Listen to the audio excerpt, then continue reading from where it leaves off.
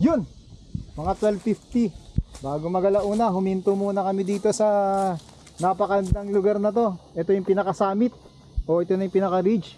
Kita nyo naman mga kabisyo, napapaihi na ako. Tingin pa lang, parang ano na 90 degree, 88 degree, o kung ano yan. Yun yung ano, yun yung black wall sa kabila. Ito naman yung backdoor ng black wall. So yan, sa kinatatayuan ko, ito yan, Bangin. Pupunta ako sa left side ko, kung facing ako sa Tagaytay. Ito yung kaliwa ko, Lemery. Yan o, Bangin din. Walang pinag-iba. Bangin, kumbaga nasa tuktok kami ng ano, ng Bangin. O ng ano, pinaka ano ba to? Tuktok ng bundok. Walang kasawa-sawa.